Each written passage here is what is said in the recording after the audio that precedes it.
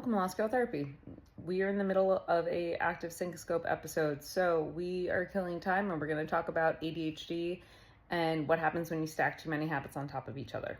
So the thing about ADHD is that you have to build habits on top of one another in order to maintain consistency.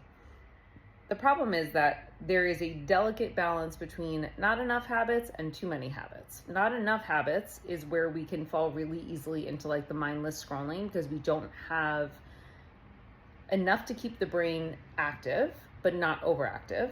And then when we have too many habits, the brain is too overactive and we basically like burn ourselves out. So a really good example of this is my morning routine, which I tipped over the edge and I was like, why do I feel so dysregulated? And then I realized it's because I added one too many things.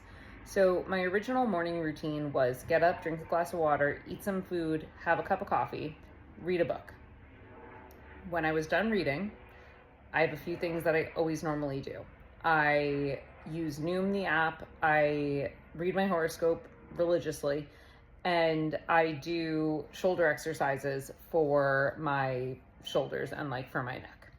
And that felt very manageable because I could do all of this in under 45 minutes. It's all very like light and breezy. Then I started reading The Artist's Way, and I'm like looking at my bookshelf as though you guys could see it. I started reading The Artist's Way, and that has a lot of morning requirements. So you have to journal for 3 pages every single morning, and then there are tasks that you have to do throughout the week. Now, the addition of this the first day felt like a lot. And I should have listened to my intuition to say like, okay, this might actually be too much. And instead, the stubborn part of me was like, we're just doing this. We have to do this. We like committed to doing this. We're going to finish this book. Done. So now I've done it for 2 weeks and I can tell you that I have become wildly dysregulated because of the amount of time that I have to dedicate to the tasks that are in this book. And I know it might sound absurd. It might sound like, what do you mean you become emotionally dysregulated when you have to journal?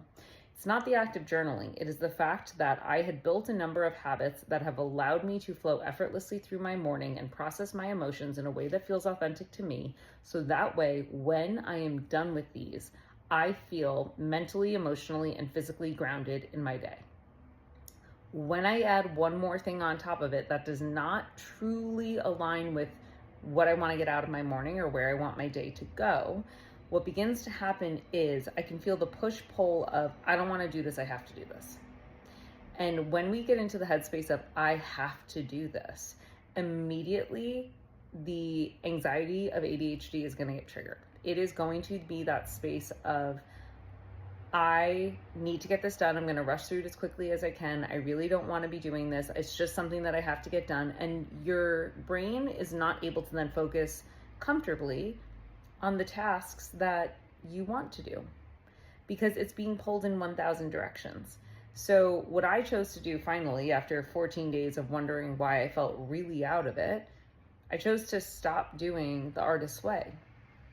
Now, do I have like secondhand like guilt about that? Yes. But do I actually also feel relieved about the fact that I can go back to a morning routine that serves me and aligns with me? Yes. I feel more creative, more motivated, much calmer as I navigate my day simply because I am doing things that deeply align with me and make me feel like I am checking things off of my own personal list, as opposed to making me feel like I have to follow or live up to the obligations that have been laid out for me in a task that initially I wasn't sure I wanted to do.